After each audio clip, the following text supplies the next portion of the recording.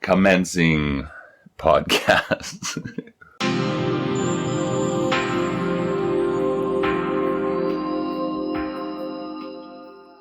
I'd like you to discuss the abundance mindset.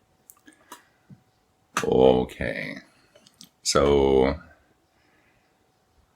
I think if we do that, then we have to define the kind of poles of those two mindsets. So first of all, probably most common would be considered that people have or are possessed of, without getting way off topic, is there's two things.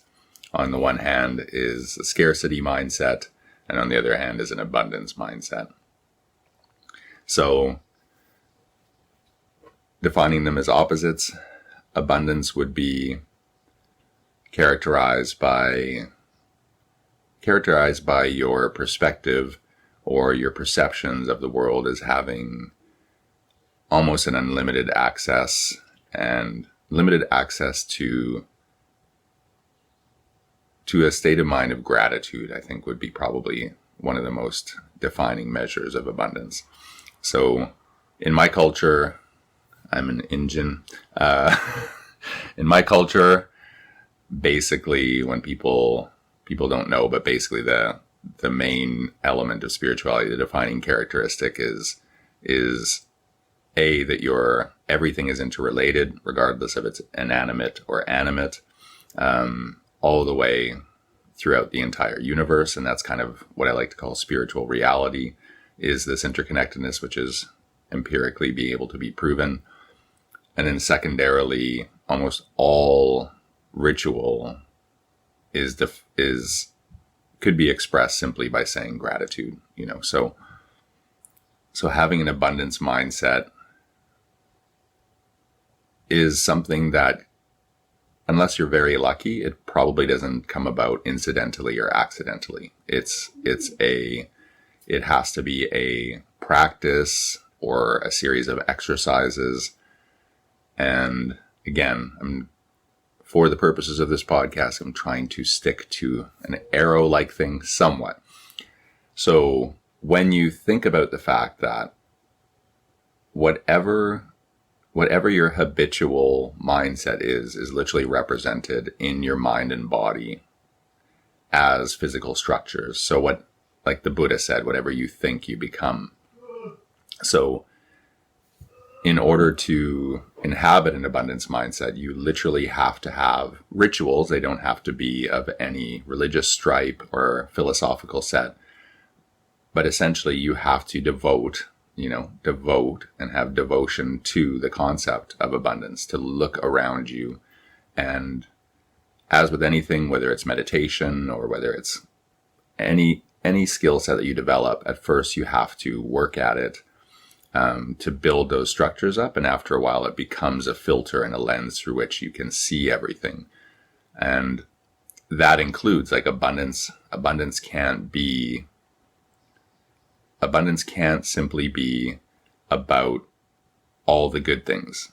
It has to be that you have an abundance of challenges too, an abundance of things that cause you to exercise things like compassion, things like love, things like kindness, patience, mercy, understanding, tolerance, because you can't really live in abundance without cultivating those qualities, because otherwise you'll bifurcate, you'll cut your world up into, oh, here's my abundance and here's the things I don't like.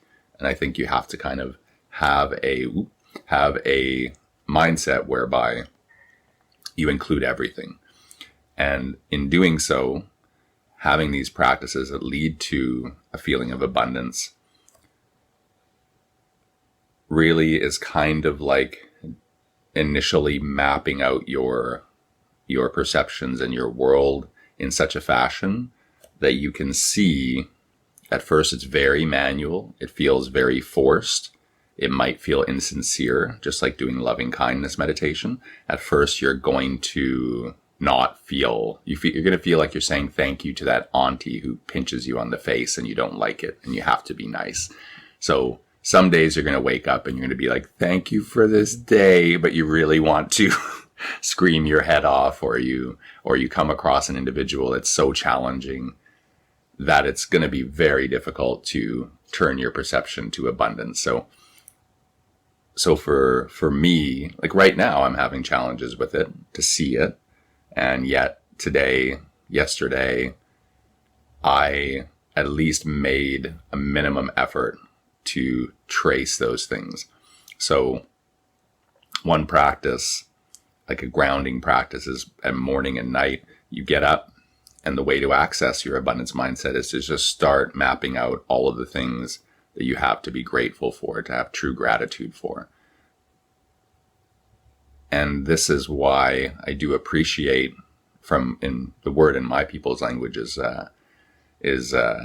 Wakotowin, which is the interrelated interdependence of everything. So kind of like all my relations. So if you begin to map out that thing, if you begin to, and the same from a Buddhist perspective, if you begin to express and realize and continually reinforce those connections in your mind, they actually become part, people forget, those become part of your neurobiological structure. Yeah. Could you talk a little bit about like the epigenetic perspective, like what physiological changes could occur or documented to have occurred? Could occur. Even, brainwave patterns or... Yeah, well, definitely.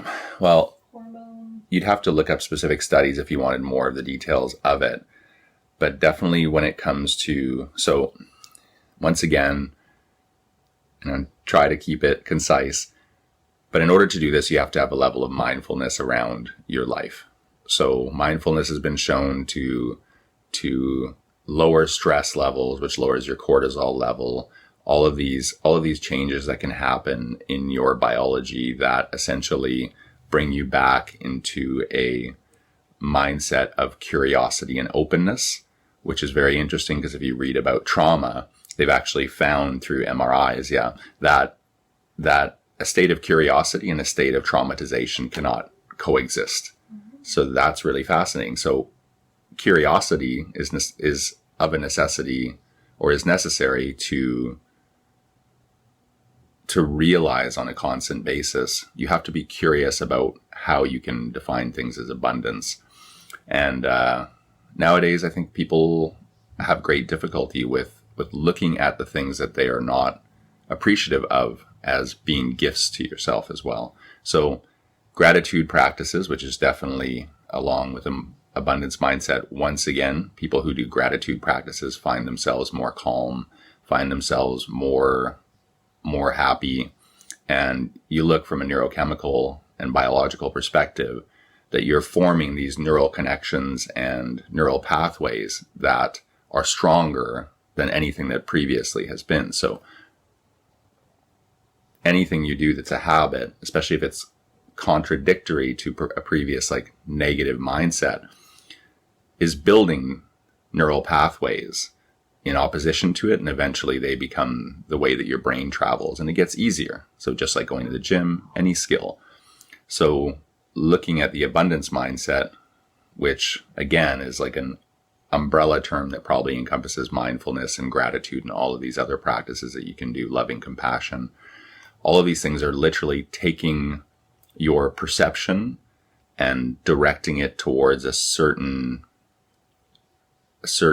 perception and view of the world, and that literally is changing. And probably they'll find gene expression and things like that over the course of your life, but definitely actually changes your mind and body, your body chemistry, your biochemistry. And normally, as you open up to these things, if you have gratitude for your body and you start to really literally embody that, you may change your diet, which will change your biome, and it will change, and in that it'll change your level of inflammation, change your level of stress response, maybe make you healthier. So all of these things are always constantly going one over the other. That's it.